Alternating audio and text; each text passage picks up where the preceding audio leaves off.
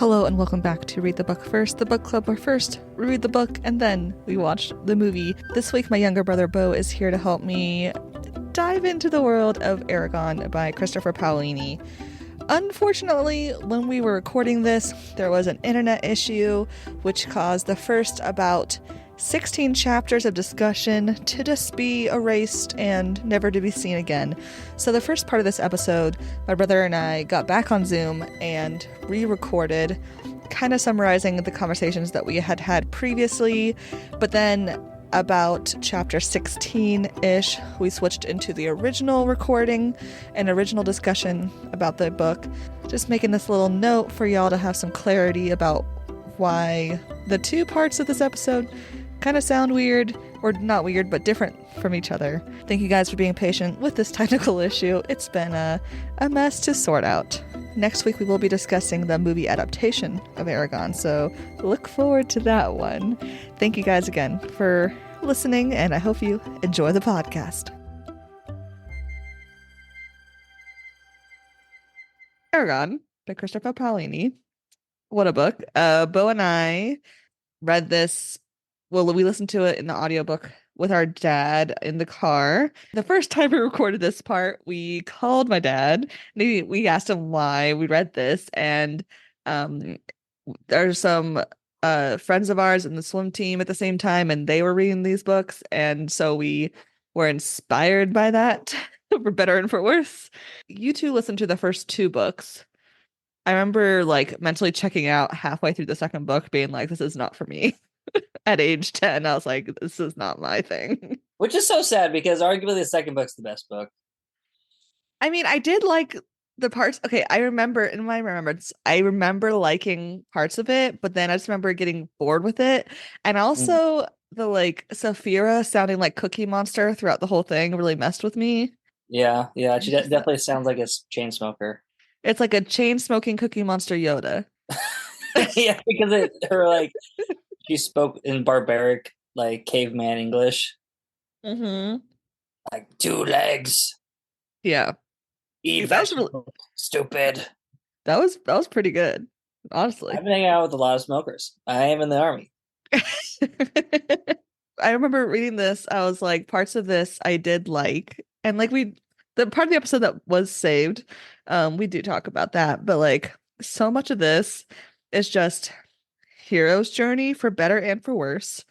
And it got a lot of criticism for that and still does. I don't think the hero's journey parts are bad. I think it's the stuff that is not hero's journey is what I don't like. So the road trip part. When's the new one come out? It came out in November. Have you 23. Got to there yet? I did, and I really liked it. Yeah. And so I don't want to turn this into a Murtagh book 5 thing, but so like they finish out the main storyline of Eragon through an interesting way, defeats the big bad guy, and then at the end is just kind of chaos, and because he just kind of ends it with a bunch of loose strings because like main bad guy's dead, everything's in chaos, we're trying to put the world back together, see ya next book. And then the next book is only on Murtagh, the half brother. His kind of he just goes on a side adventure. Yeah. And I really liked it. I really liked how it didn't switch. There's just one character. It's just one dude in a story. And I like doing A, B, and C, A, and you're like, that was 2 chapters, but they're like big chapters. That was like 50 pages ago the last time we heard from character A, like what's going on. And you flip back to the pickle and go back. But so it was one entire 600, 700 page book about him, and they do almost like he's trying to like overcompensate with the lack of character development in the other books. He like swung the other way and like really digs into because Christopher Poalini is now an adult and has read good fantasy books and has probably been like, oh, this is how I should have done it, which is not his fault. Yeah, right. But there's that. But I feel almost to the point where like I feel like it was like swung the other direction. So, for example, the dude's dragon is like claustrophobic, and they bring it up because he was put in a cage and tortured and whatever. Okay, yeah. And so like he doesn't like tight spaces, and like they talk about it like he's afraid of tight spaces, and because he's a dragon, he should be a badass, and but because he's afraid of trees being too close to him, he feels like a baby, and like because he's Yeah. claustrophobic, and but like it Yeah. plays out like they bring it up over and over, and like I was like, we get it. You didn't do any character development. Now you're just like emotions exist. Uh, Someone went to therapy and was like, I must put my emotions into this book. Expression is good, I've heard. It says Christopher Poalini. See, my thing with fantasy is I don't have a mind's eye. When you're just like close your eyes and imagining a scene, I can't imagine stuff I've never seen before. Like so like people mind's eye, like people's imagination, like in their head, right? When you see something in your head, it's like a spectrum of like a very clear apple to kind of like a foggy apple to a black and white apple to the outline of apple to nothing. Like that's like kind of like similar. So mine's more of like an outline of stuff. Like if I want to say, oh, imagine apple, now the apple turns into a unicorn, I can't really picture that because I just think of real life examples that I've seen, but I don't really picture anything. So like if you like when I read books, I don't picture the stuff happening. Like people are like, I love reading books because, I can picture the movie in my head. Like that's I don't do that, if mm, that makes sense. So with fantasy, if it's like fantasy like this, and like other like generic Western, like Lord of the Rings esque fantasies, I can imagine kind of because I've seen the movies that have been created, right? So like yeah, anything visuals. But with a lot of other fantasy books where it's like new stuff or just not Western fantasy, that I'm like, I don't know what I say with sci-fi. Like it's so like if I've not seen it on a TV or in real life, I cannot picture it in my head. So interesting. in general, yeah, so that's kind of like what mine's eye is. But like so when I read fantasy, it's like tough. But with Eragon, because it was written by a 15-year-old and like the point of view is essentially Eragon in this book, right? So I don't think I had as hard of a time as that. So it's just interesting, like growing up, like we always watched fantasy movies growing up because me and dad all really enjoyed. Probably the only thing that we could agree on movie Yeah, wise. is that and like some sci-fi stuff and Shrek. Shrek. Oh, and the movie that we watched all the time that dad would actually sit down and watch with us. Can you remember? It's a cartoon movie. It's a Nickelodeon cartoon. Jimmy Neutron. Yep, the Jimmy Neutron movie. We would watch that all the time, and dad would sit down and watch that with us. And so it's like that Mulan he would watch with us, Shrek he would watch with us, and everything. And then whenever I watched The Parent Trap, he would watch with me. But you weren't ever there when I watched Parent Trap. You were like, no. But so it's just interesting. But fantasy movies and TV shows were like the thing that we're like, yes, we can all watch this. But I don't know. I've been I mean, thinking about I that. get it because like I can imagine Mhm. him watching Mulan. He's like, strong female. If we watch this, my daughter's gonna turn into a karate crime fighter. Yes, Jimmy Neutron. Beau's gonna stop eating crayons. We can get back to Eragon, I guess. Okay, so Eragon, the book, it starts off with a prologue, and it's one of the only times we don't have a POV following Eragon. It's like a mysterious, like forest, and we have these things referred to as a shade and some Urgles. Urgles are like these humans with like ram horns, but like ugly, according to the Google. When I Googled what does an Urgle look like, because again, mind's eye, it says an orc. If it said orc, I'd have a picture from Lord of the Rings, but I didn't know what Urgle was. But they set up a trap and they're like, it's like it's very like mysterious, very little like description of what's actually going on. But then there's an elf lady and two other elves traveling, and they get stuck in the trap. There's kind of like a secret ambush. And the lady pulls out a stone and makes the stone disappear. And then the shade kills the two elves and then traps the elf lady. And that's our prologue, which is a very exciting prologue for this book. When the first half of the book is very slow and boring for the most part. I remember reading the prologue being like, is Aragon better than I remembered? Like, this gave me a lot of hope. But after we had the first initial take of this, Yeah. we talked about Aragon for like 3 hours or something, or Yeah. talked in and mostly around Aragon for 3 hours. You're like, this is basically the same thing as Lord of the Rings, blah blah blah. Yeah. In which there is a little overlap with the hero story and the basic Yeah. 15-year-old characters. Going back and remembering you describing what you thought an Urgle was, and you're like just talking about the orcs. I'm like, Hmm. bro, they're blue. Like they're nothing. Like, They're well, blue? yes, they're blue. They're like, imagine. Have you ever seen like a bluish cow? Yeah. Imagine a bluish cow standing on two legs Okay. and give him an axe Okay. and now making him ugly. Okay. I missed that part. Yeah, they're like blue. But to be fair, I wasn't really reading in the details. My bad. Hmm. Minor critique of your critique. You're being gracious enough to re-record this beginning part. I'll let you critique my critique this time. That's how it begins, and it's a good beginning. Blue Urgles and all. Then we get to the first chapter, and we have Eragon. And Eragon is, to me, this is based on opinion, this is immediately insufferable. He is immediately just like a whiny, angsty teenager talking about he's like very like Katniss-esque, where he's like the best hunter in the spine where nobody hunts because it's scary and there's monsters. And like immediately I was like, oh no, it's a teenage boy.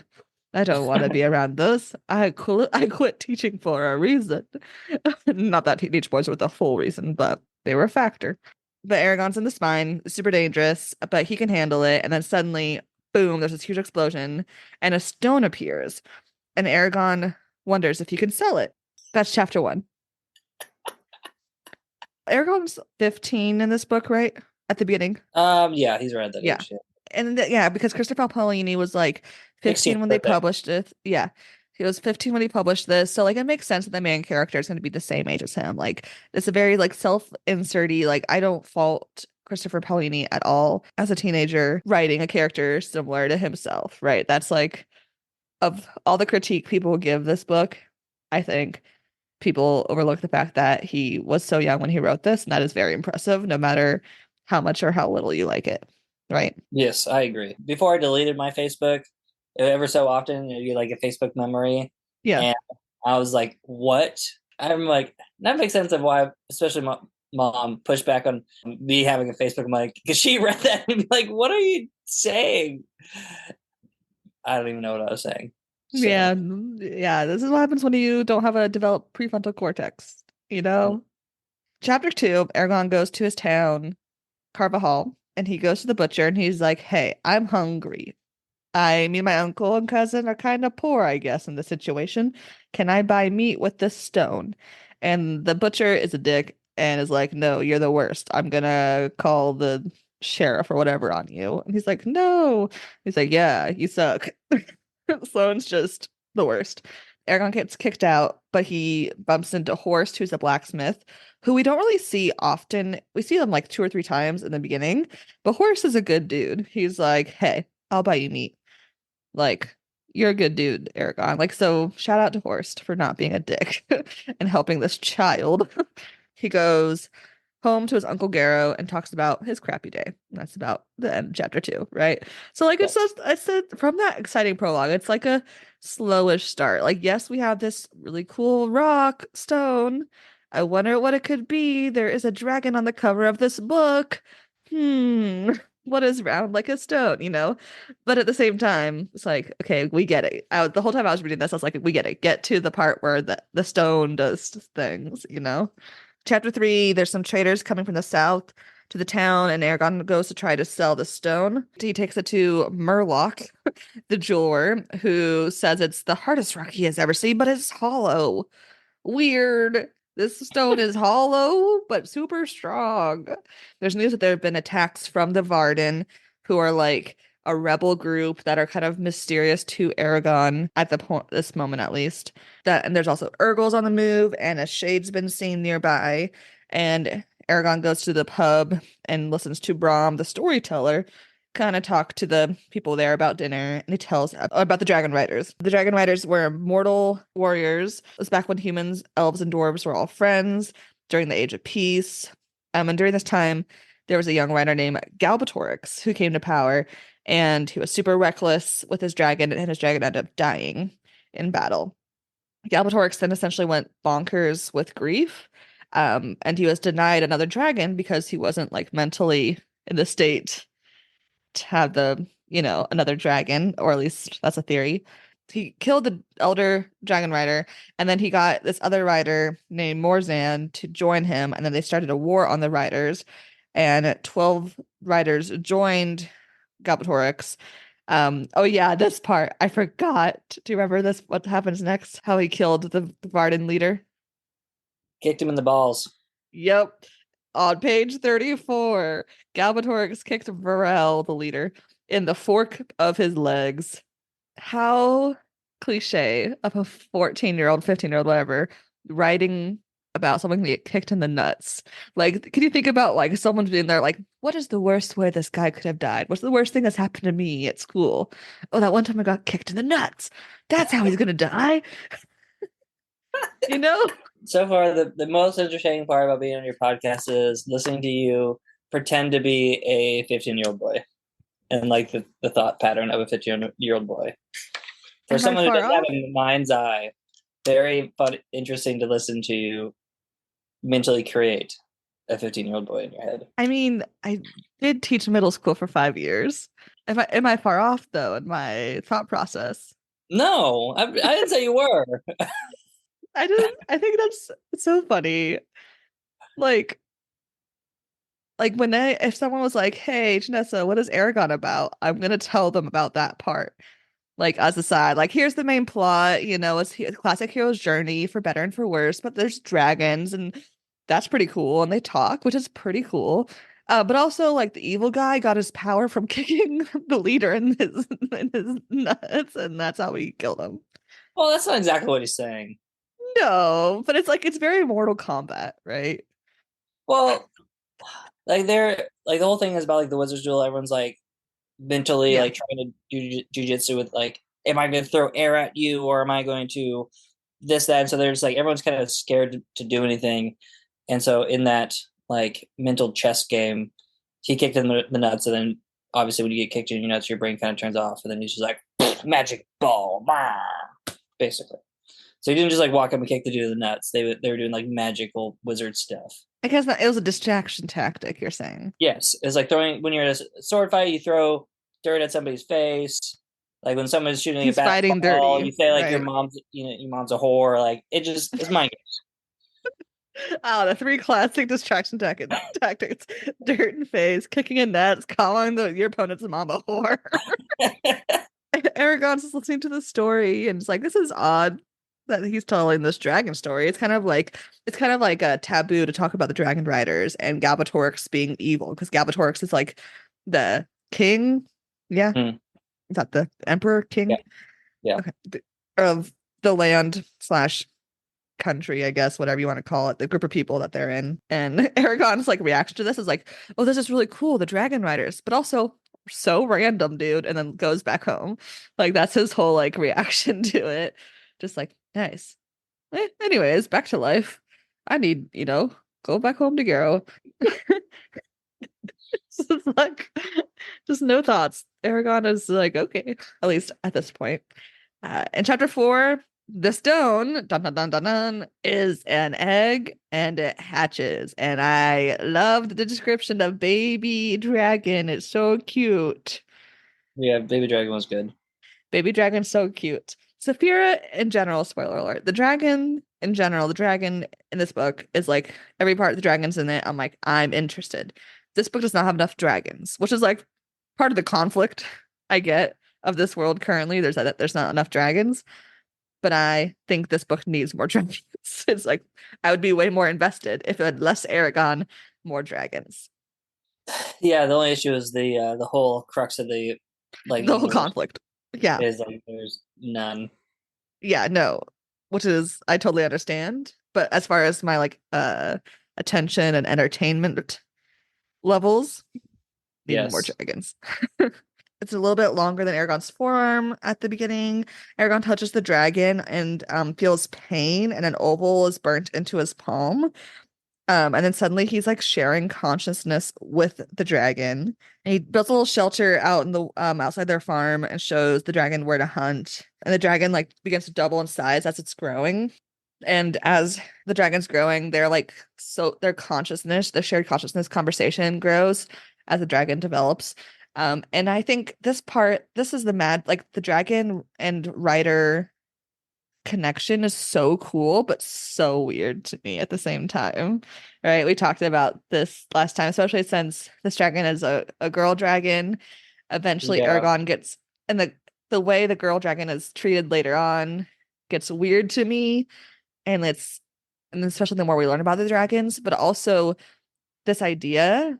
I had not seen it before in any fantasy books or movies I'd read before I was 10, but also until now, honestly. But again, I don't read much fantasy. But I really like the idea of dragons and their riders having a mental connection. I think that's a really cool idea. Yeah, it is. And then I don't know if we're gonna retouch on it, but the whole like jealousy with it between him and the dragon, but Hmm. also like, which is fine, jealousy between two individuals, but then like an entity that's kind of jealous of itself. Yeah. It's like the way it's done, it's weird. But again, a 14-year-old was writing this, so I have to be like, you know, you can't be too critical of that in that way. Like if he had been writing the story, like if he had wrote the story and then he had not published it, obviously the whole world would have changed because Aragon is part of the reason why YA fiction had a big it was Aragon and Twilight are the reasons why YA books and the current publishing world of YA is so huge and as far as different genres of or Yeah, types of ages ranges of books. So obviously yeah. it would have changed a lot of things. But if he would have wrote the story and then edited it and revisited it even like 5 years later, I'm sure a lot of the issues I have with the dragon, we don't know the name of yet in the book, but the dragon and Aragon, their relationship to each other and independently, that like those issues I think would have been fixed. I think it's not for lack of bad ideas. I think it's of youthful writing, right? It is, but also because the idea of Aragon being like more or less in love with the elf Hmm. plays is throughout the entire thing, and obviously does mature as he does. But the specific whole jealousy, like, oh, you're thinking of her, Hmm. like kind of stops, which kind of makes sense because like they're both really young, Yeah. and then it mostly kind of turns into like having walkie talkies in your Yeah. head. Yeah. Then so it's a little less weird. Because Uh, they're able to develop the power of like not sharing, yes, which at the first they're like continuously sharing. yeah, So it starts off kind of like toxic and then it gets better, which is good. And it makes sense developmental, toxic, I guess is a strong word. There's toxic moments. sure. I mean, let's Yeah. be honest. If our significant other had full access to our thoughts at all times, probably be toxic. I'm sure you have very angry thoughts at Isaac when he plays his video games, or my wife when she makes too many cookies and loves me too much. You know how it is. Anyways, the dragon is growing.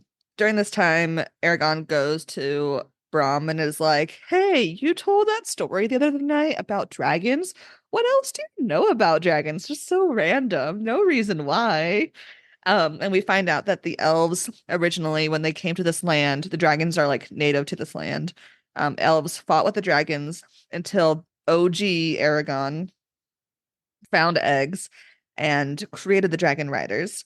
Dragons are super intelligent and they're as intelligent as humans and when they're connected with their dragon rider, the dragons die if the rider dies, but it's not the opposite, which I still think is lame. I think if because the dragons are the source of this magic, right? This is where magic of this world is kind of mostly from the dragons, right? Am I remembering that correctly? More or less.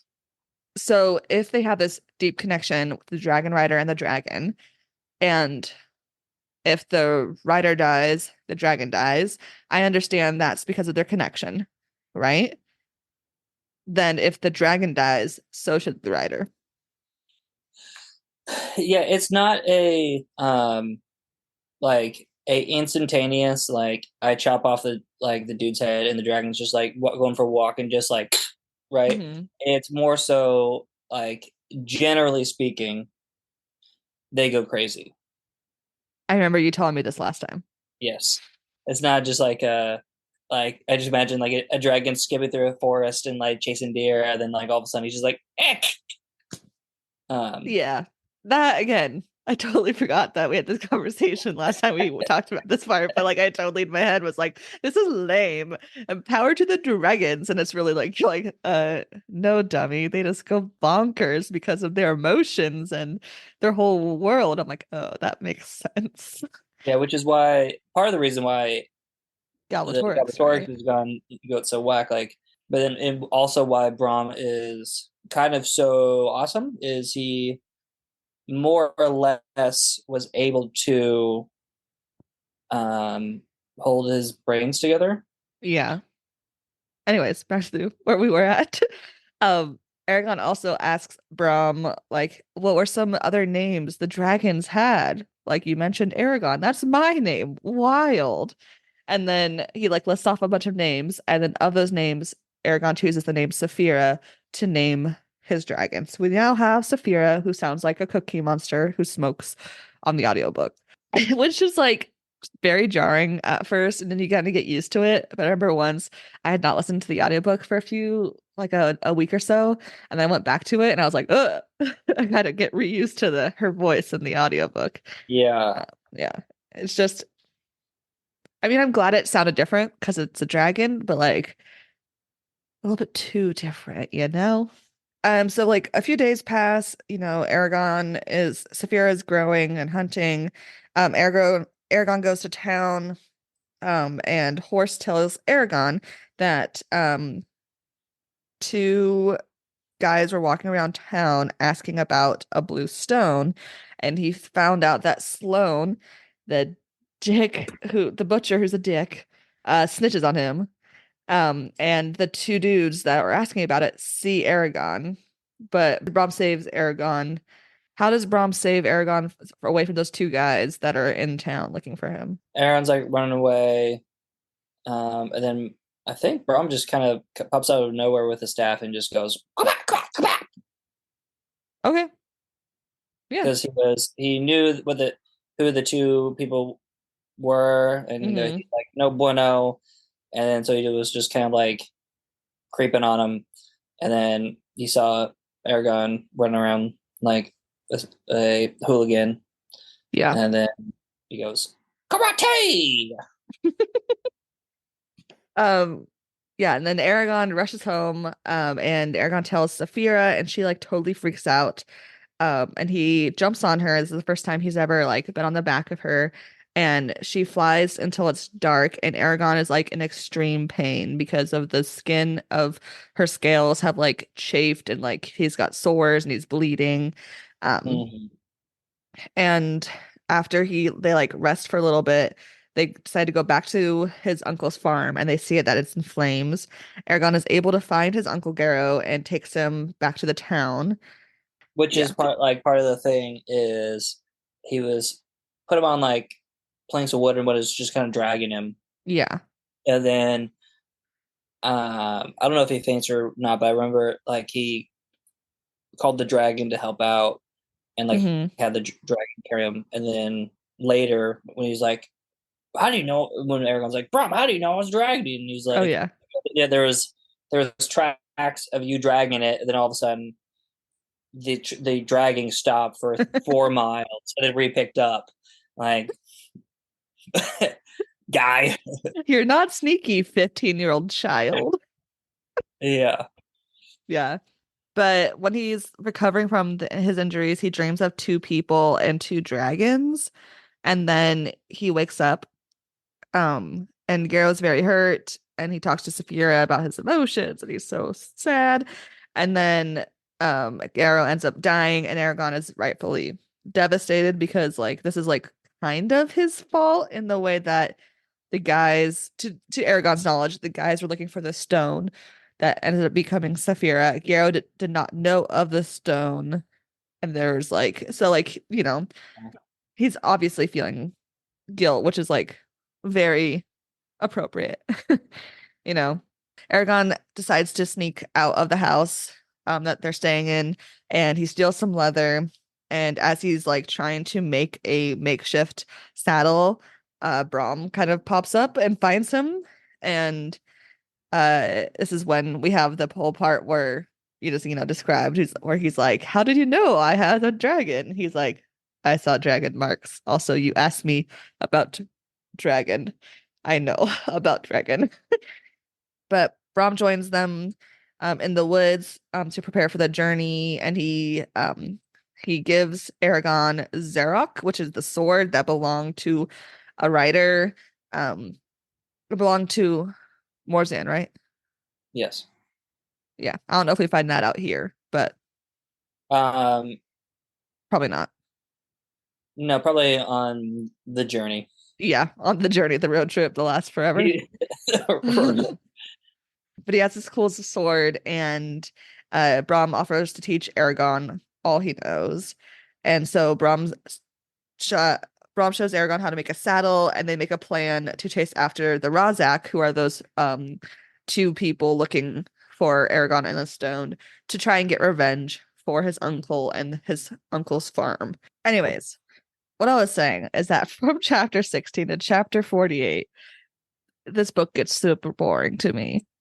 There's like two little parts that, like, 2 or 3 chapters that I'm like, cool. The rest of it, it's a road trip book, but the road is horses and dragon.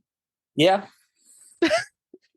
And that's just not my vibe. I'm not saying it's bad. I'm just saying it's boring. What happens at 48? What ends the We get to the city. Oh, yeah. Yeah. Yeah.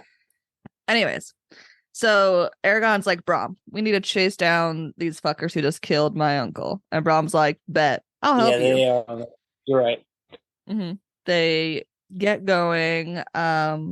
They start on horses with Saphira flying above them.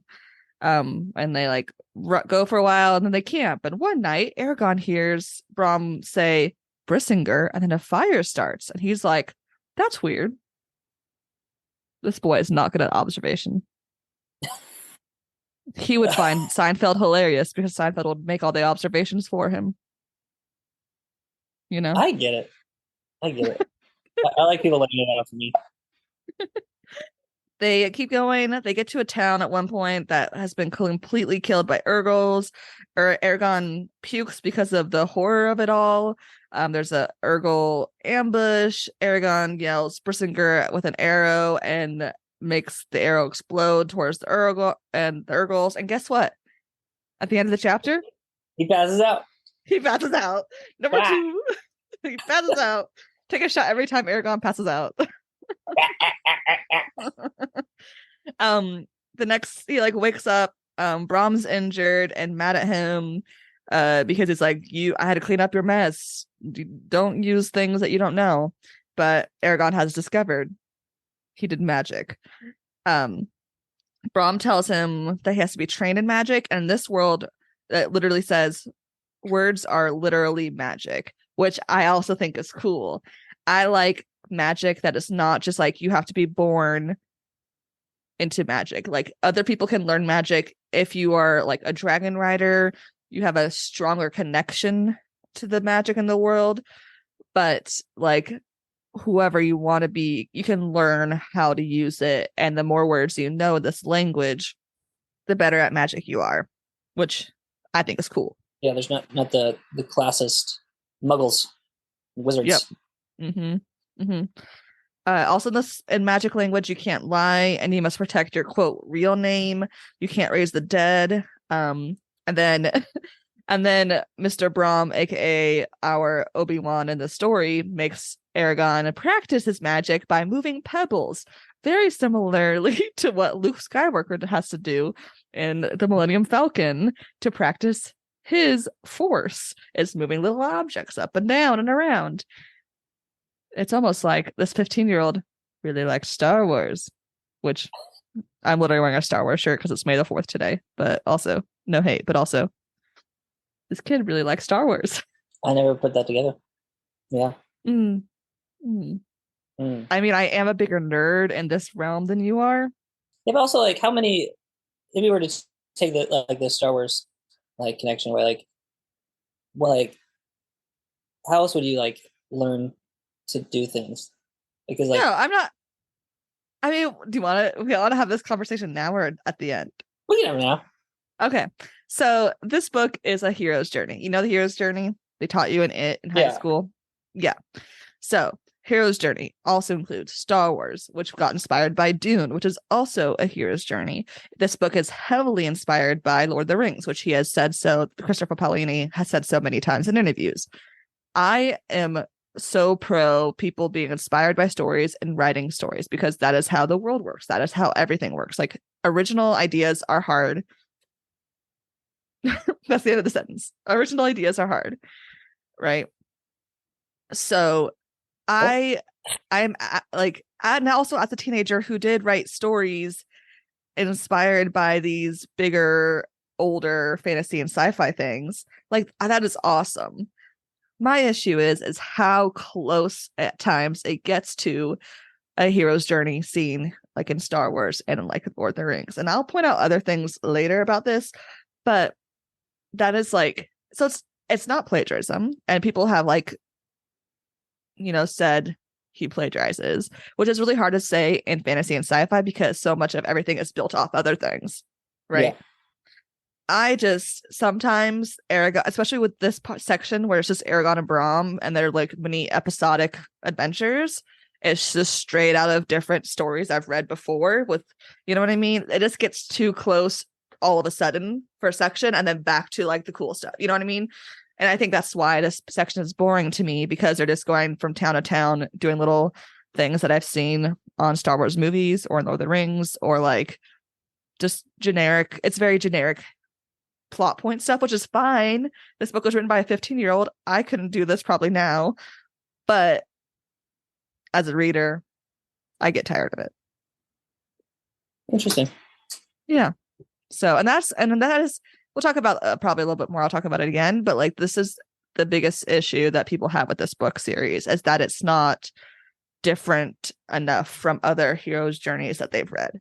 Like the newness that he brings to the hero's journey is not new or different enough for other people. That's like the big critique. Yeah, I had no idea because like again, it goes back to my. It's like it's hard for me to compare because I've Yeah. seen Star Wars probably all the way through 4 times. I've Yeah. seen Lord of the Rings extended edition probably 12 times, You're welcome. and I haven't read it because to me like it just makes sense because like to me like what's a small subject like in the world, a pebble. Mm-hmm.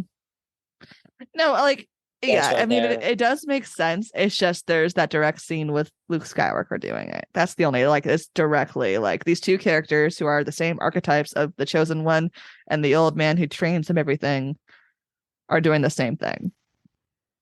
But like archetypes are archetypes for a reason, you know? Luke Skywalker moving rocks. Oh yeah, I do remember that. I remember him. I had to Google Luke Yeah. Skywalker moving rocks. There you go. These are Moving like rocks. standing like moving rocks, whatever. Yeah. Yeah. Anyways, all that to the side, Aragon has magic now. But before they get into the next town, archers stop them, and and this dude's like, "Hey, don't come in here." And they're like, "Why?" And they're like, "The townspeople are scared," and they're like, "They should be. There's Urgles killing whole towns." And he's like, "My townspeople don't want to leave," and they're like, "Okay, cool." And then Saphira gets all weird about them almost getting in trouble when she couldn't protect Eragon. And Saphira gets like very protective of Eragon, which I understand. Like they have a weird relationship, but like sometimes like the amount of stuff Eragon shares with Saphira and sometimes the amount of stuff like jealousy and protectiveness Saphira has towards Eragon gets a little bit like too weird for me. Yeah. If this was a not a young adult book, Mm-hmm. and you read this a Shrek and donkey and dragon from Shrek, they're gonna be little donkey babies. they keep flying. They're looking for clues about the Razak, who are those like hooded guys that killed his uncle, and they keep going to the next city.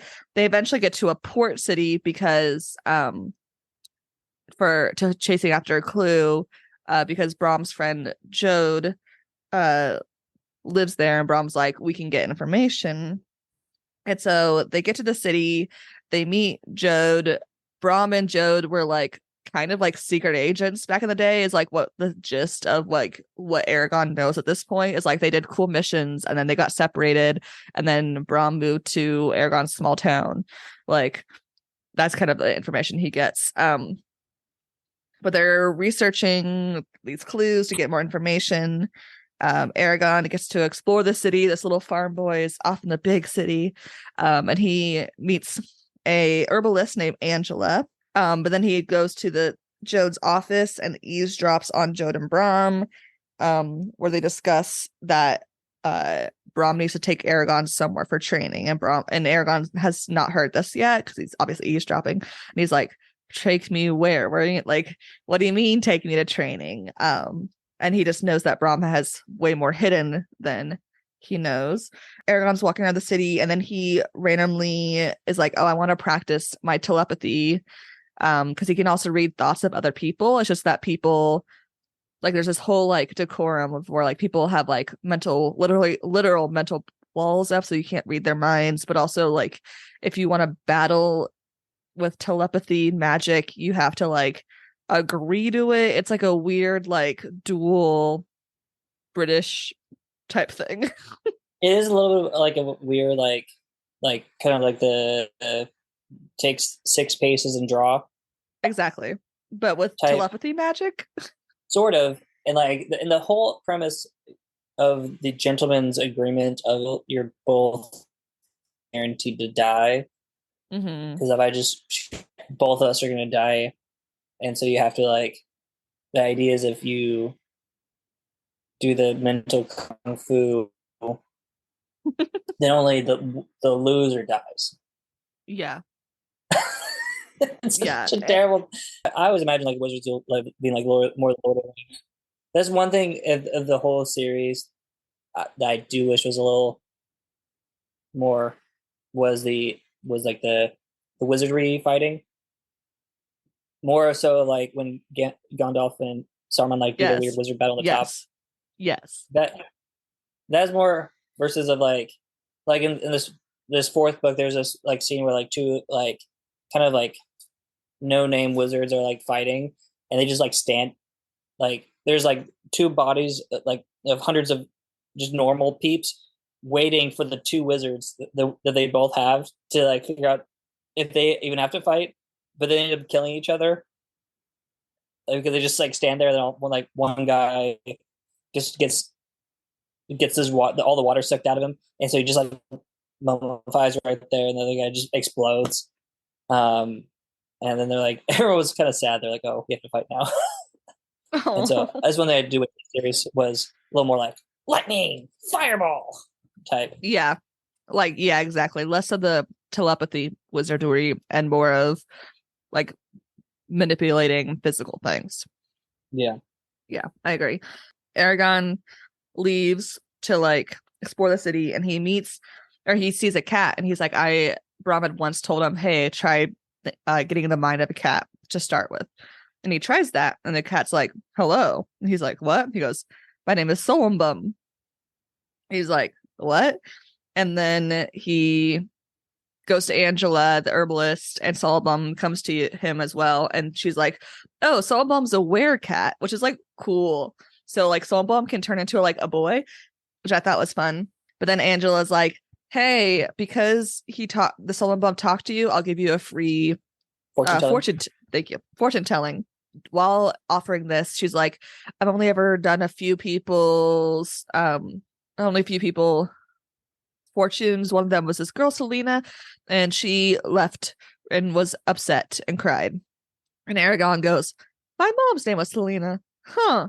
And that's all we hear about it for the whole book. And you're just like, this foreshadowing is like equally so obvious, but there's no reward in this book. And I'm like, I'm reading 500 pages and I don't know who Selena is. Yeah, that was wild. And they don't really touch on her again until really like book 3. Mm-hmm. But yeah, really book 3 is like when they kind of like go through the whole like, oh, by the way, Yeah. here's the wake up of your mother's existence and why she's now dead. Yep. All right. Yeah. Back to the main story. Angela tells Eragon that you're going to live a long life with many choices. Only one of them will bring you happiness. And also, you'll have a romance with a noblewoman, and you'll be betrayed by a family member, but like in a poetic way. And then he goes back to the place they're staying with Jode, and this is where we find out that Eragon can't read, which at first I was like, what do you mean he can't read? But then it makes sense. He was a farm boy. Yeah. He's not going to school. He's learning how to hunt, right? It's the Katniss effect again. Like, he was surviving. Mm-hmm. But the issue is that magic in this world is words, and you need to know words to do magic. So you need to know how to read. You know what I mean? So like that's a challenge. So Brahm teaches him how to read. Eragon has another dream of the crying girl. So this is his first. I think this is the first time he has a dream of the crying girl, I believe.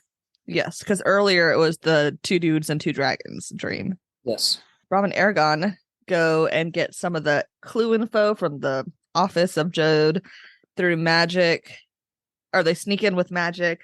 Solemnbaum tells Eragon the guards are coming and they're able to escape. And then Eragon learns that he's like the focus of the Empire, which is ruled by Galbatorix, versus the Varden, who are this mysterious, questionably good guys that we barely heard about. And we also find out that Brahm and Jode worked for the Varden, and in order to try and essentially steal the eggs that Galbatorix has been hoarding, in order to bring them to the Varden to help fight against Galbatorix's evil reign. During this whole secret agent, Brahm kills Morzan, who was the right hand that we know, the right hand of Galbatorix. But Urgles chased them, and he got separated from Jode. But that's how like they knew each other back in the day from their cool lives. Yeah. Jode was some merchant who found a like scroll that was able to find like the secret entrance, and so that's which I think goes kind of wild, where he's just like some nerd. He's like, "Hey, I found this trap door. Do you want to go in it? And I'm going to go with you into the death hall of the ultimate evil dude. Should be fun." Because if I was the nerd, I'd be like, "Here's the secret entrance. Go have fun, guys. Bye." Yeah, I'm gonna stay at this computer while you guys do all the hard work. Yes. Just put my name on the plaque somewhere. Yeah. And then, so as they're in the city, Urgles then find Eragon being there. And so Eragon, is this where he blasts them with fire? Why do I have that twice? Does he do it twice? So there's the first one where he does the arrow. Yeah. And where's this other one? Apparently it is in chapter 29. In the city, in the port city. Maybe. I know for a second that's like the word he knows. Yeah, but they do end up running, and I have here that at the end of chapter 29, guess what Eragon does? Passes out. He passes out. Adding to the list. It says number 3. Take a shot. They're on the run. Well, they're still trying to find the Rozak, but they're on the run from these specific Urgles. While they're training on this length of travel, Eragon defeats Brahm at training and is like, I guess I'm now a well-trained swordsman after a month of doing this. And then they get to the city Dresleona, because that's where the clues are leading them to. It's a really dirty city. Brahm and Eragon can only drink beer. Only thing that they can drink or eat that won't kill them because of the dirtiness. They find some more clues, but they also find out that Galbatorix is en route to the city, which Brahm is convinced is because someone saw Eragon or saw the dragon and let them know, or the Rozak told him. While in the city, Eragon witnesses a slave auction and like gets very upset and almost goes to like kill the people selling the people. But then he's like, wait, we're undercover. But he like swears to himself that once he's done with his training and done with this chasing down the Rozek, that he's going to spend time like actually helping people who are getting captured and sold. So, but it's interesting to know that there are just like miscellaneous bad guys that aren't bad for Galbatorix. They're just bad for themselves. You know what I mean? In this world. Yeah, I think there's the Galbatorix thing is, generally speaking, kind of separated from everybody's like normal lives, right? Like the cities are just kind of existing, doing their own kind of thing, and the only thing that's like brings Galbatorix out from his little hidey hole is the fact that Saphira is born and he wants to make more dragons because she's the last female dragon. Yeah. But like all these, like each individual city has like no connection outside like whatever little trading's going on. But like this one has a lot of slaves because of the dirty hell grind, weird religion thing that's in that city. Versus like Serta is just a whole bunch of like desert homies who are just like, yo, I'm just trying to find water, like leave me alone, and all that. But then Galbatorix just like runs around, just starts sending his evil minions just all over, which there's just kind of an avalanche of like nastiness because like you take someone's food or to get information, then they have to go get steal from someone else so that they can eat, and it just causes a whole bunch of chaos. But yeah, they're kind of separate from everything else. Like he's not dictating evilness. Yeah. After Eragon sees this and has these like vows to himself, he finds this random like creepy church, and then he's like, this is weird. And then suddenly the Rozak are there, and he's like, fuck, they found me. The guys, but also the guys they were trying to find him, like not really good at this whole like cat and mouse situation. No. But he's like doesn't know what to do. But Braum, he runs and he finds Braum, and they run. And at the end of this chapter, what happens? Passes out. Eragon passes out. Where did he pass out from? I don't know. But at the end, the last little paragraph, he passes out. So I wrote it down because I was like, God damn. Okay. So back in the day when I was super obsessed with Lord of the Rings, which has, of course ended. I'm not obsessed with it now. Indy and I used to count how many times Frodo falls because he falls all the time. I'm pretty sure Eragon in this book passes out more than Frodo falls throughout the trilogy and the movies, obviously. I think the whole passing out thing is a very rudimentary of like plugging plot holes. Because when you pass out, you can just like reappear somewhere else. It's like every short story I ever wrote when I was in middle school, and it turns out it was a dream. What? Yep. Who saw that coming? Miss Henderson reading the same ending, probably for multiple kids, but every Beau short story ended with "What? It was a dream." Crazy. I mean, but you're absolutely right. Like Poalini is using him fainting to get set up to the next thing, which is smart because he wraps it into the lore of the magic, like you talked about earlier. How literally these people using magic are dying all the time because they're exhausting themselves out of energy. So like it makes sense, but also it is, and this chunk, which is the dreaded chunk I mentioned earlier, it's every other chapter. And I was like, there's a better way to write time passing. It exists. I mean, how many times did you fall when you're riding a bike? When you're learning to ride a bike? Falling off your bike and passing out are not the same thing. I'm just saying, if you're learning to ride your magical bike, you're gonna fall down. I didn't fall down that much riding my bike. I don't believe you. I've seen you walk, and you're not graceful. I would tell Dad, except for he would put me on blast and probably say it's true. I have no peace here. Anyways, where are we? That's the pass out we're at. Okay. We're at chapter 35, if you're wondering. There's 50 plus chapters in this goddamn book. Eragon wakes up and he realizes he's drugged. What? And then he sees Saphira is chained. What? And then he sees that the Rozak are about to kill Braum. And suddenly an arrow flies through and hits the Rozak in the shoulder. And then Braum takes that advantage and takes a dagger jumps and takes a dagger for Eragon that's also flying from the Razak. And guess what Eragon does? Does he faint? Yes. Does he pass out? Yes. Back-to-back chapters. This one makes way more sense than the earlier one, though. Anyways, he wakes up. Yeah, he's drunk. He wakes up, but this time he's near a fire, which is weird. And there's a serious stranger next to him who we find out his name is Murtagh. Murtagh. And Murtagh. Okay, I'm sorry. I'm saying it like the Scottish way. I was making that up. I have no fucking clue. Actually, it is. I watched Outlander. It is Murtagh in Scotland, but this is not Scotland. It's Montana. Allegazia.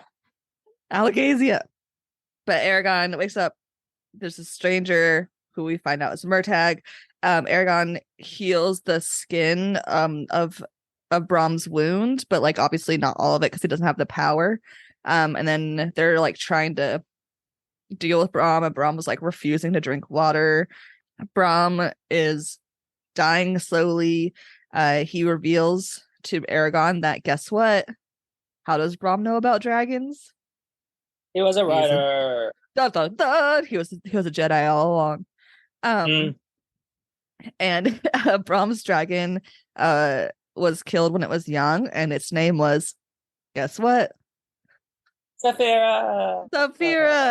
So we have 2 Eragons in this world lore and 2 Saphiras in this lore. Wow, so original. But this part is really sad, and I teared up here because again, I am a wimp. But Brom's like, "Can I give you my blessing?" And Eragon's like, "Of course, dude. Like you're my like surrogate father. To like, of course, whatever." And he like tells him a bunch of magical shit that Eragon's like, "I don't know what this means. We don't get to hear it at all." So like the audience is like no idea what this blessing is. But then Brom sadly dies. Eragon is like distraught, of course, and he makes a sandstone grave for him. And then that night he dreams of the girl again. The next morning, Eragon's talking to Murtagh and finds out that his sword actually belonged to Morzan because Murtagh's like freaking out for some weird reason. Why would someone be freaked out about a guy's sword? Weird. Murtagh decides that he's going to join Eragon to Gilead to get info for the Varden so that because Saphira and Eragon want to go to the Varden to get more knowledge about the Dragon Riders now that they don't have Daddy Brom along with them. But Murtagh is like, "Yo, I'll help you on this journey, but I will not go with the Varden." And Eragon's like, "That's not weird. Fine, sounds good." And then Saphira turns Brom's grave into crystal, which was very cute. I liked that part. Yeah. And see, this chapter, dramatic, good chapter within this boringness. Sad, but good. We find out Murtagh is being chased by the Empire, and he like randomly knows a lot about the politics, but won't say why. Why? I don't know. Eragon turned 16 at this point, so now he's a man. Me reading my notes and like the summary of this book makes me feel like I'm losing my mind, but this is like actually what happens in this book. Why would you read your notes? Like what's in the notes that made you? I just feel bonkers. Oh. I think it's also because I had soda and I don't have that much sugar usually. And then also the freezing randomly of the Zoom, it makes me feel like I'm talking to no one, but then suddenly you do talk back to me. And it's like, oh, I am not crazy. Oh, wait, what? Oh, yeah. You need to touch grass more. I don't know. I literally was outside for like 4 hours yesterday. That's pretty cool. What were we doing? Gardening. That's pretty cool. I put a garden bed today. Nice. Yeah. Nice. Anyways, back to the story. Eragon and Murtagh spar, and Eragon's like, "Wow, we are equal sword fighters." So that's interesting that Eragon got that good in a month. Weird. Anyways, I mean, I guess he does have the dragon. I forgot, we didn't mention this. Like the dragon, Saphira gives him energy for magic, so he does get like benefits from having a dragon. A friend with benefits, you might even say. It's kind of like being on cocaine all the time. Yeah, sure. Okay, I'll take your word for it. Anyways. So they finally get to Gilead and they're looking for information. And Eragon literally gets bonked on the head. And guess what? What's he do? He passes out. Fucking passes out. Dude, we're at number 6. He got hit in the head. It's not his fault. I mean, no, I'm not saying some of these passing outs aren't valid. Some of them are very valid. It's just, it happens so often. It's the ground. That's why I feel bonkers.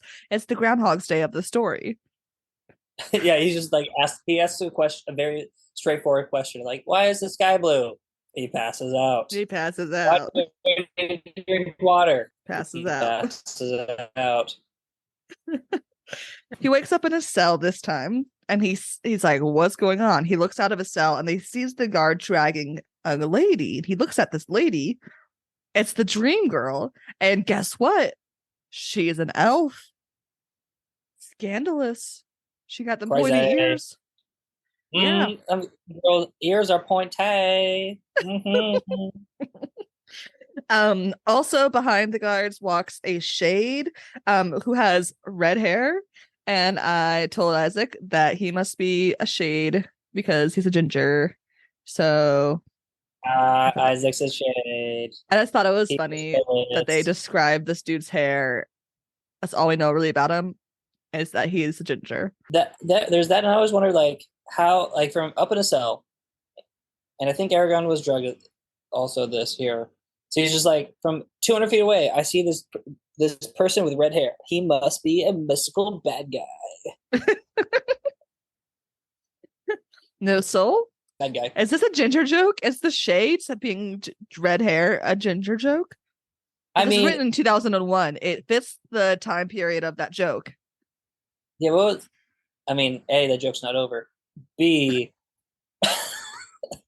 what was it was like Kick the Ginger Wednesdays, or what was I wasn't on your side of the internet. Don't bring me into this. I was reading about Bilbo and not Bilbo. I was reading about Frodo and Samwise being in love. That's what my side of the internet was. Fanfic. They're in love. Yeah. Not anything gross. They're just in love. It was very PG. Sure. They're in love. I'm sure it was. They are. Ask Tolkien. He won't say anything else. He's dead. Anyways. Oh yeah. The shade comes over to Eragon and he's like, Eragon, what's your secret magic name? And Eragon's like, I don't know. And then the dragon, or not the dragon, the shade's like, what do you mean you don't know? And then Eragon makes up a name of like one who kills the shadows or something like that, being like, dude, I don't know this name. I'm gonna give you a fake name to be like, haha, you just, just to mess with him. But then he just buys it. I don't think he buys it. I think he just knows that Eragon's bullshitting him. Maybe he buys it. I might have again, I listened to this in my car on like 2.5 times speed. So like I might have missed that. He might have bought it. Later, Eragon wakes up again. He doesn't faint. He's just drugged. So I'm not counting this as him fainting. It's like he's like a drowsy in and out of consciousness at this moment. So I'm not counting it. Okay. But he wakes up and his magic is almost all the way back. And he is able to talk to Saphira, who's flying above the city.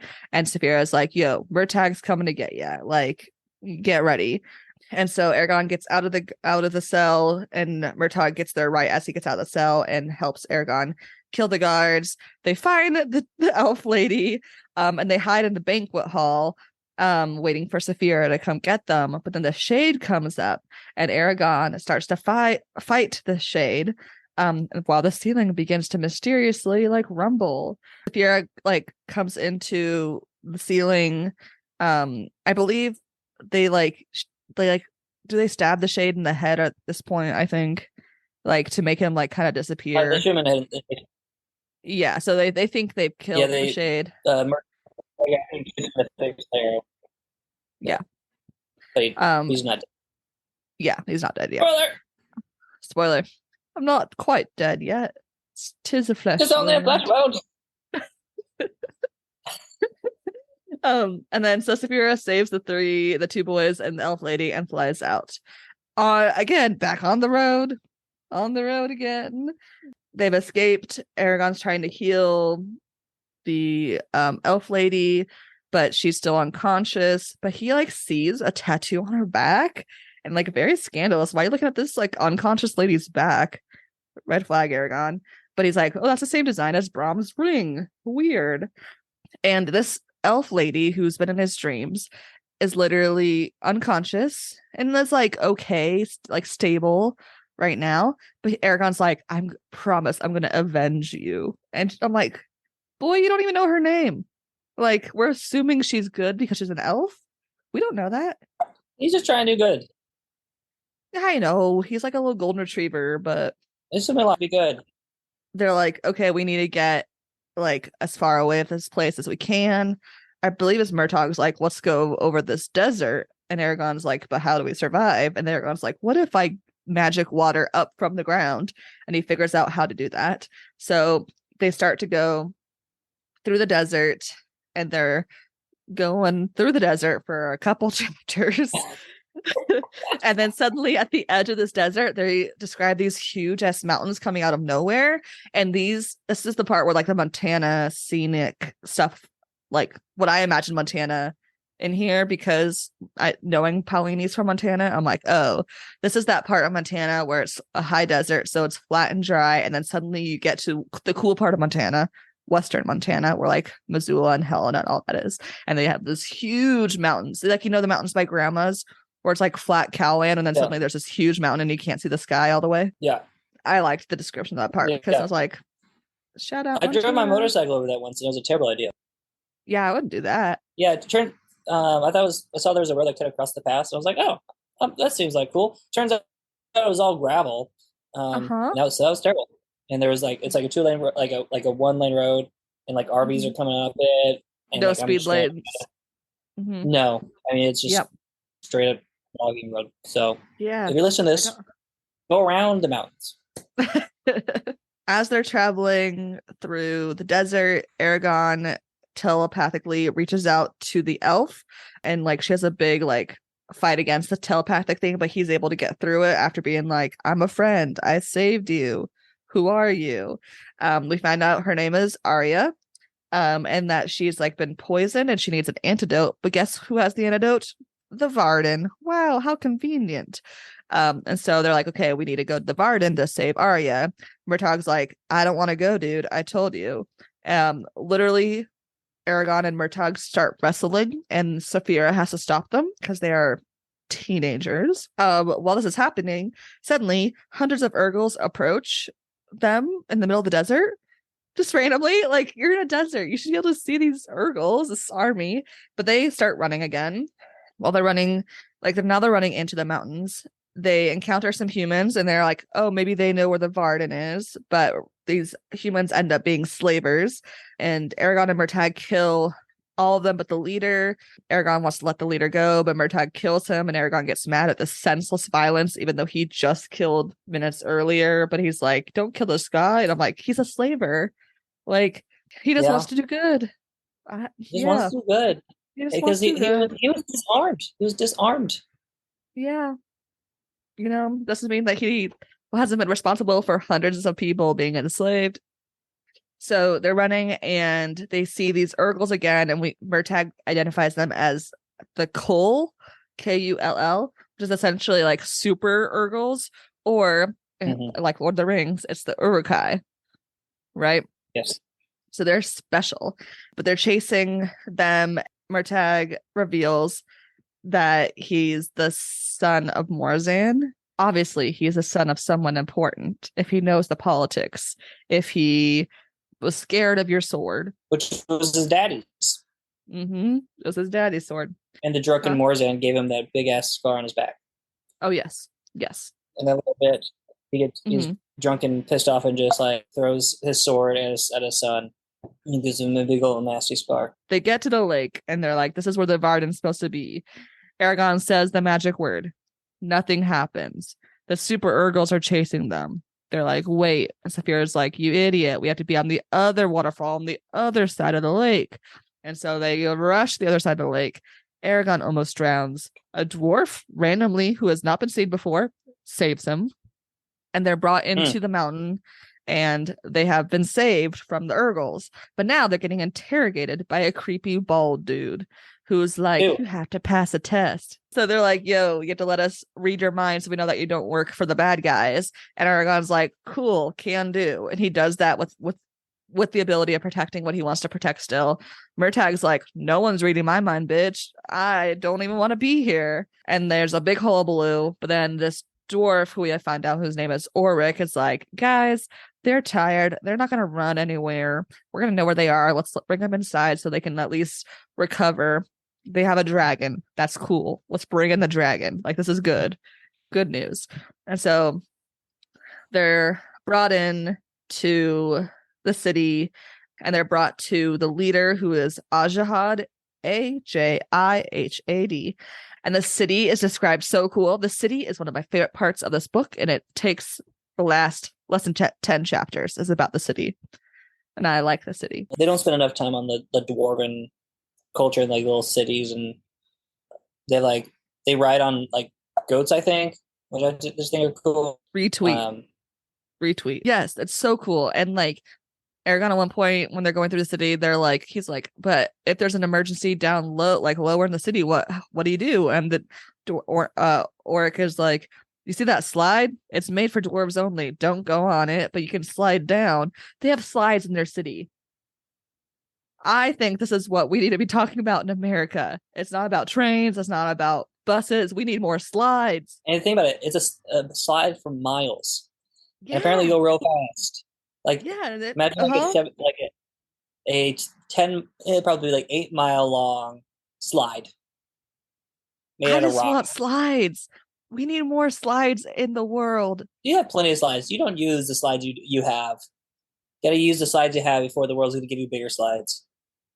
What slides are made for Genesses? They're made for 8-year-olds. They're meeting the leader. That's where we were. So Murtagh is imprisoned. Ajah tells Eragon that Arya will recover, and that the Shade, whose name is Durza, BT dubs, can only be killed if in the heart, so he is still alive. Ajah also says that he thinks there's a traitor somewhere, mysterious. And then around this time, the two twins come out. There's two of the creepy old bald guys, and when they get shushed away, Ajahad tells Eragon that he's going to be tested, and that Ulrich is going to be assigned to protect Eragon. Ulrich gives him a tour of the town, which we talked about how was super cool. Eragon and Saphira bless a baby randomly, which, that won't have any strong repercussions on that child's life forever. That chick's messed up.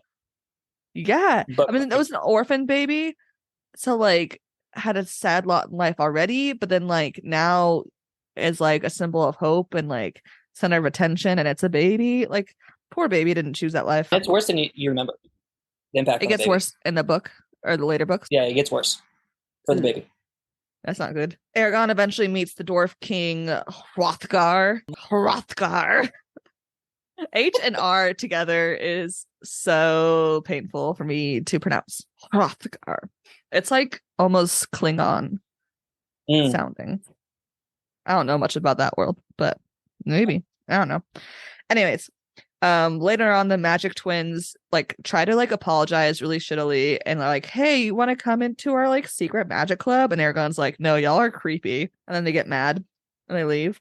And a day or so later, Eragon goes to the training field, and he's about to do like the sword test. But before, the twins magically show up, and they're like, before you do the sword test, he needs to be tested with his magic. And so they do like some basic stuff, but then they start like challenging Eragon to like impossible magical tasks, and Eragon's trying, but they're essentially trying to like gain knowledge of stuff Brahm might have taught him, like words, because they might not know words that Brahm knew, right?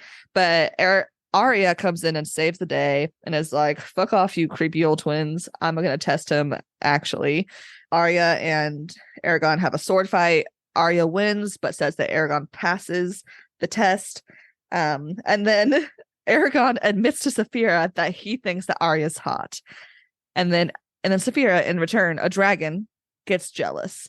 And that is weird as fuck. Right? Break it down. Eragon shares his like romantic attraction to Arya, to the dragon. Weird because it's the only time it's happened. It's also weird because he dreamt of her. So like there's like a weird thing there, but it's not the weirdest part. Saphira getting jealous of a human that Eragon, like, yes, maybe it's splitting his attention, kind of like the only child kind of, or oldest child kind of syndrome type thing. Yeah. Right. It's almost like that. I think it's probably what Paolini meant for it to be like. I don't fault him. He was 15 when he wrote this, but it comes off creepy that a dragon is jealous of her romantic feelings towards a like humanoid person. You know what I mean? Yeah, I can see how that'd be a little It's creepy. strange. It's creepy. I don't like that. Arya then tells Eragon that he should follow her to go to study with the elves in the future. And Eragon asks her about Brahm's ring and her tattoo. And she's like, yo, don't talk about my tattoo. That is taboo, which makes it even more scandalous that he knows that she has it. But the ring is like a friend, like a gift of friendship from the elves, so it's super special.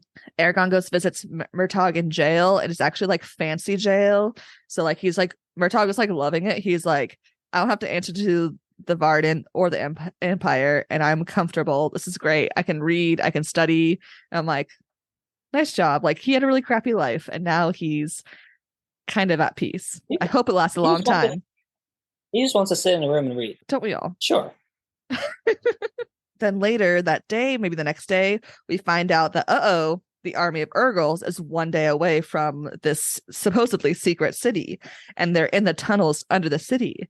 And they're like, oh no. So Eragon and Arya, with Saphira's help, go and they start collapsing tunnels in preparation of a battle. They get dragon armor. Eragon tells Arya to be safe, and Arya's like, bitch, I'm trained. You've been doing this for 2 months. Like, thanks for the well wishes, but also I got this. But I just think it's weird that Eragon's like, be safe. I mean, yes, it's nice to say that, but it's also weird. What else to say before you go into war? I mean, that, yes, but like, no one else. What would you say, Jen? I wouldn't be in war. We all know this. I'd be dead. Okay, you're just like a home. You're just you're a dwarf, right? And you're just like, you froze. War. What do you say to them? Just like, hope you have good weather, right? What do you? Okay, I understand what you're saying, but the way it's written, it's like everyone's busy getting ready, and Eragon stops the movement. It's like, hey, which, like, yes, it is like, obviously you should speak well to people before you might not see them. Like, I understand that, but like the way it was written, it just seemed like so weird and forced, and that's my issue with it. I think it was weird and forced. I think it was supposed to be weird and forced because, like, I remember being 16 and trying to hit on somebody who's much older than me, and being weird and forced. That's fair. That's fair. I relate to a lot. Yeah, that's fair. The battle starts. It's the battle takes 1 chapter, which is again a big fault I have. I think this battle should take at least 3 chapters with how short these chapters are. I want more of the battle. To summarize it, chaos is starting everywhere. Like, parts are going well. Eragon's fighting on the back of Saphira, like being a really cool badass dragon rider. The twins are like telepathically redirecting Eragon and Saphira's attention. At one point, Eragon and Saphira go back up to where Saphira has been staying in the city, in the dragon barn cave thing. I don't know why I said barn. But the twins are supposed to be there, and they're not. The dragon, yes. But the twins are supposed to be there, and they're not, which is weird. But no one says anything else after that. Weird. And he hears that the Dwarf King needs help at this one section of the battle, and Eragon's like, how do I get down there? And he's like, the slide. And Eragon takes the slide down, and I'm like, hell yeah, I want to be on the slide. I just thought it was funny because, like, when the dwarf was telling him about the slide, he like specifically says, like, you will not fit, like, due to the physics of it, you will fly out of it because it's made for like 4 feet tall people, whatever, 5'10", whatever he is. And he's like, you will die if you get in the slide. And I thought it was funny that the dwarf says, like, you will die if you do this. And everyone's like, don't care. Doing it. And survives. Without fainting. Yeah. Wow. He's grown so much. Our little boy. So he's like battling down there. Saphira's up at the top with Arya, because like her like chest plate got messed up, so Arya's trying to help it or something. Like they're up at the top for a reason, I guess. Eragon is battling down and helping out, and suddenly who shows up but Durza, the shade from earlier in the story. And Eragon starts battling Durza, and they like start doing like mental telepathic fighting, and Eragon ends up like essentially like finding out the backstory of Durza, which I thought was pretty cool, even though it was only like 2 paragraphs that we find that out. But like Durza like essentially was on a big like revenge kick and got trained by his creepy dude, and then the evil took over his soul is like the very, very short summary of it. But during this Durz like mental battle, Durz ends up slashing Eragon on his back. And so Eragon falls down and he looks up and then he sees an explosion. I forgot to mention this very important red sapphire at the top of the city. There's a red sapphire at the top of the city. They talk about it a few times earlier. Saphira with Arya on her back are breaking the red star and creating a huge distraction so that Eragon is able to stab Durza in the heart while yelling Brissinger. And then what does Eragon do, Beau? He faints. He faints. Ah! Eragon starts to wake up and he hears a voice, and it's this old voice who is like, Eragon, come to me. I am this person with like 12 different nicknames. Come learn from me. And Eragon's like, who? He's like, come find this person with this poetic riddle. And then Eragon actually wakes up, finds out that they won, that everyone's okay, but the twins are missing still, which is weird. But then Eragon decides to join Arya as she returns to the Elven land and to find the voice that called to him. And that is how Eragon ends. So, yes. You want to hear some fun facts? Yeah. Okay. Some of these we already know. Christopher Poalini wrote this book when he was 15 after he had graduated from homeschool, which says a lot about this book. The final draft of it was when he was 16, and his parents read it and thought it was really good, so they self-published it in 2001. In 2003, it got picked up by a traditional publisher. A lot. Especially in 2001. It's easier to self-publish books now because of Amazon has a really easy way you can do it. Other things exist on the internet, but in 2001, it was hard to self-publish a book. People were doing it. It takes a lot of work. So, and that's like everyone kind of knows that, like the age of Christopher Poalini. Christopher Poalini has talked a lot about how he really struggled with naming things in the book, which makes sense of why there's the similar names. Like we didn't talk about this, but like every horse we meet, because fantasy books, horses have names. They always, I mean, all horses, well, all pet horses have names in our world too. But like in fantasy books, they are always talked about. Every horse that we meet is named after someone else. It's named after some person that they know that have died. And that just like, I think makes sense of why Christopher Poalini struggled with names. But he said that he chose the name Eragon. Do you know why he chose the name Eragon? It's not because it sounds like Aragorn, though that's what most people think. He chose Eragon because it's one letter off from the word dragon. He changed the D to an E. Wow. Yeah, right? Right. He also said that he liked the word Eragon because it's like era and gone. So the dragons were of an era that is gone. Whoa, man. He has talked about a lot of how the scenery of the book was inspired by specifically Paradise Valley, Montana, which is closer to Yellowstone outside of Bozeman. And then he's also talked about how Saphira is his ideal. Like when he was 15, he wrote Saphira to be his idea of a perfect friend, which I find problematic. Especially the jealousy thing. Uh-huh. Like he also goes and be like, she's loyal and fierce. It's like, yeah, those are true. Those are great friendship qualities. But the possessiveness and also the like almost ownership Eragon has to Saphira, it's like pseudo ownership. It's not actual ownership, but like it gets to that line, you know, and that gives me the weird ick. It gives me the ick. My last little fun fact I have, guess how many copies of this book sold as of the last time I looked it up? 100 million. Less. 24.55 million. But that's still a hell of a lot of books. I don't know how to compare that to. It's like, me neither. It seems like a lot. That's a lot. Oh yeah, and our final tally for how many times Eragon faints, 7. Thanks a lot. That's more than every 100 pages. There's 500 pages in this book. That is upsetting. Do you want to give your final thoughts about this book before I give mine? I was thinking about like how the middle section is probably 60% of the book, and the ending is real short. And I just imagine whenever I was like writing a story, because I always like they're write a story that's 5 to 7 pages, and like I had a teacher who's like, if you write over 7 pages, I will fail you. I do not care. Write 5 to 7.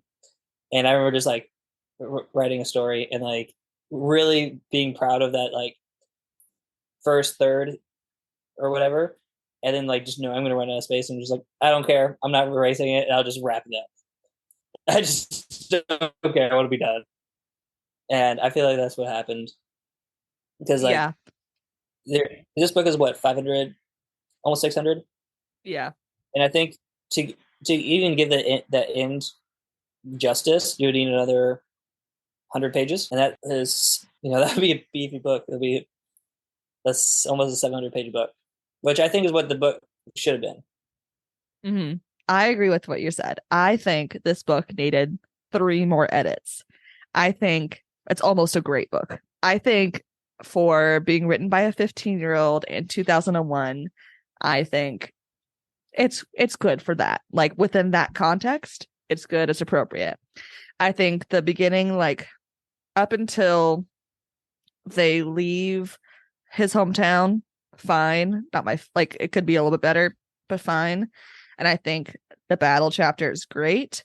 Everything in between needs to be cut down. They spend not enough time with the battle or the like actual ending. And like from what I remember, we listened to the first 2 books when we were in the car growing up, back and forth. And so I think I combined the 2 books in my brain. And I think it would have been cool if they like had edited to smush those together a little bit more, or more of the second book at the end of the first, and like changed it up. I don't think it's a bad book. I think it takes a lot of references from fantasy and sci-fi, but like everything does. I think it's just because there's so much boringness that those little bits stand out. I agree. It's I wouldn't say this is a good book personally. I would say it's a fine book. Like it's not bad. It's not for me, but it's not like I wouldn't be stopping people from reading this, I'd be like, yeah, read it. If you like dragons and you like the hero story, read it. You're gonna like it, Yeah, I'm a basic white boy. I love the hero story. I love hero story too. It was missing something. I think it gets better as it goes on because they don't have to sit and explain as much. Like this 4th book, it's pretty great. Just straight war, like Yeah. Bruins running around, killing people, just like straight violence. This 4th book. I really like how there was like hints of like adult content within it, like in that when the elf was being kidnapped was prisoner by Durza or whatever. Mm-hmm. Like it says something to the effect of like, and the guards had their way with her. Yeah. I read that as 15. I'm like, probably they made her like clean their house, right? And then like you read that back down, you're like, oh, you can put that together because I've read I read the first Game of Thrones books, and it was like detailed, like everything from like to the violence to the stuff like panic. Yeah. And the blade slits through the skin and the blood, like I get it. Like and his head was cut off. Like that's all I need. And so I really like the young adult fiction because it just it hints. There's like the little crumbs if you really want to get into it. They just kind of it's very very PG friendly. That makes sense. And like so and a I lot think of the fantasy stuff. It gets really intense really fast. Yeah. But I can only imagine him just being homeschooled and like was just like typing and typing, and he's like, "Oh wow, this thing's 10,000 years. I need a," and then just instead of, it's much easier just to shorten the work, the stuff that's not done yet, than to go back and like redo. Yep, I will say so. Like, I did not enjoy reading this as a reading thing. I enjoyed it knowing that I was going to talk to you about it. Like that's what made this fun, reading it. And like it was a little fun to reread, like see what I remembered from us listening to it. And I will say I remembered everything except for him getting kicked in the nuts and him passing out all the time. I mean, so like, that's most of the book. That's most of the book. But so like I enjoyed it. I enjoyed the process of reading this for podcast reasons, not for book enjoyment reasons. But that's like it's more of a personal taste than it is of like, is this book a bad? No. Is it the best fantasy book? No. But like it's, you know, like it's impressive I don't for a 15er to read. Right. I mean, regardless of age, I think if you take any young adult fantasy written in 2001, it's gonna be a hero's journey. It's gonna have all these elements. There's that, but also like there's outside of Harry Potter, which I don't know, when was the first Harry Potter written? It was like 96, wasn't it? 99. 90. I think it got big in the US around 99. Yeah, but like, so I guess only like 2 years before that. So outside of Harry Potter, the rest of like young adult fiction, like this would say like bad, okay, good, great, fantastic, if that's kind of your rating scale. Like I don't think any 2001 young adult fantasy is getting past good. Absolutely. Yeah. And like people have talked about this, that this series, like Harry Potter and this series got big around the same time. And they are the reason why a lot of publishers were actually putting money into the YA publishing departments. And then we hit the Twilight and Hunger Games years, and then it just skyrockets to what it is today, right? So like there is a chunk of YA literature that would not have been written or published if it wasn't for Eragon. Like that is, you can totally follow that train all the way back, right? It's like Harry Potter and Eragon around that time to what we have today. I will say this story is interesting enough to me that I'm like, I want to know what happens in this series without reading the books, because I don't read books over 400 pages very often. I'm a short book, no series kind of person. I just want the next story. I want the TikTok of books. Not really. But like, whereas reading the series is watching like the long form series of 10 seasons of books. You know what I mean? Yeah. I've read 2, 3, 4, 5. So if you want to put that audiobook on probably 1.8 and hit me back in a month, we can do Eldest. Well, there's no movie. Well, that's sad. Yeah, that's the whole point of this podcast, is the one episode about the book, one episode about the show. Well, hopefully, if Disney gets their stuff together. Yes. So I will probably just read the Wikipedia articles, and then I'll talk to you about it. Or maybe Schmoop. I'll read theirs. We are going to be watching the Eragon movie next episode. I believe I've watched this once, and I remember like we watched and saw it in theaters, and I remember us all hating it. I remember nothing about what happens in the movie. Well, it's pretty significantly different than the book. Well, don't spoil it. Don't spoil it. Oh, don't spoil it for next episode. We're gonna have to do another. You know, this is a two-parter, right? Yeah, you gotta come back. I did know. Two-parter. Yeah. Disney, yeah, you're right. You mentioned it earlier. Disney does have the rights to this, and they're hopefully making a show that was supposed to come out end of this year or maybe next year. We've heard nothing. I looked it up earlier today. There's been no pictures, no acting, no actors assigned to it. They've kept it under wraps, so who knows what will happen. But I think with the success of the Percy Jackson show, I bet they will put more effort into this because it's that same age group. Oh, I didn't know there was a Percy Jackson show. It's so good, dude. It's so good. Does it follow the books, or just like the books and TV, or is it like a different storyline? It's the first book. It goes to the book. And they're going to and they already are going to do season 2. They already greenlit it for the second book. It's good. And I also did a whole episodes on them, so you can so once you watch them, you can listen to the episodes. Do you know the concept of a manic pixie dream girl? Have you seen Scott Pilgrim versus the World? Dream Girl? Manic? Yes. Pixie Dream Girl. You know Ramona, the girl he's trying to date? Okay, yeah. So it's an archetype of when usually men write women as like just like, and I like they're perfect, but they're also weird and like hard to obtain, but like they're the like whole like the dude is like fully like I need to have her or else I can't. But like she doesn't have any of the personality traits besides being the desire of the man or the main character. Arya is for sure a manic pixie dream girl in this book. I'm not sure about later books, but she's literally his dream girl, literally, which is problematic if you want to look into it, but like isn't that bad in this book at least. Besides that, she's a one-dimensional character and just unconscious for most of it. Yeah, I guess a little Not weird. great. Yeah. But so like I look on the Wikipedia, says one-dimensional, existing only to provide emotional support to the protagonist or to teach him important life lessons while receiving nothing in return. Yeah. Is that pretty much it? Which, yeah, Saphira's almost manic pixie dream girl too. So I would say the way he writes women is not wonderful and not nuanced, but also he is a 15-year-old boy when he wrote this. So like, and also he was homeschooled. Outside of like cutting out the wandering in the middle, if you added additional character development, this book is 1,000 pages long. But also, it doesn't really develop any characters outside of Eragon, except for like he develops Eragon a little. Correct. And so like it's not like he fleshes out Eragon's personality and all the things, and he's like, oh yeah, Arya's this elf with big tits, right? He just like Eragon's stupid, Arya's kind of an elf, we think, and that's about it. That's all we get. Yeah, no, that is like his characters are like very one-dimensional. All of them in this book are one-dimensional.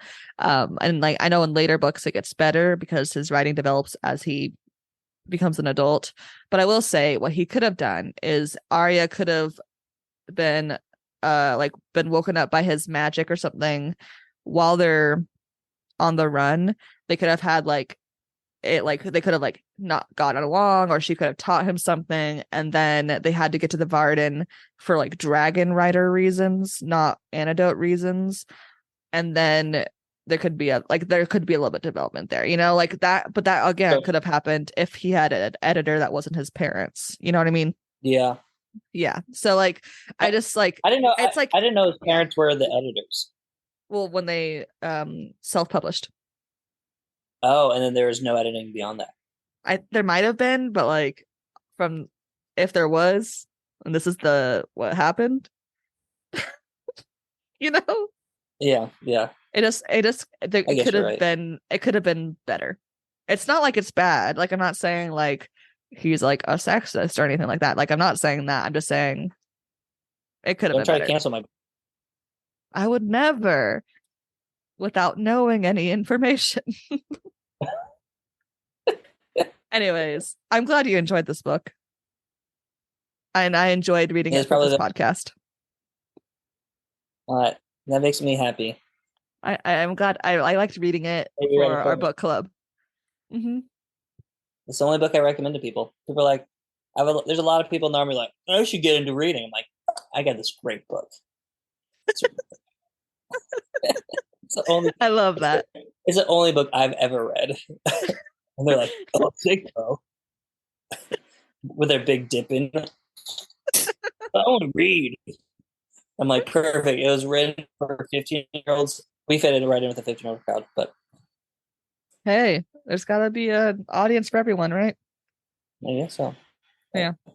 Thank you, everyone, for listening. Make sure you are following us on Instagram at Read the Book First Podcast for updates on future episodes.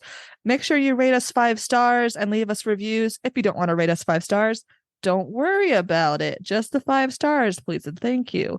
Share the podcast with your friends. Thank you again, Beau, for joining us. And remember, read the book first.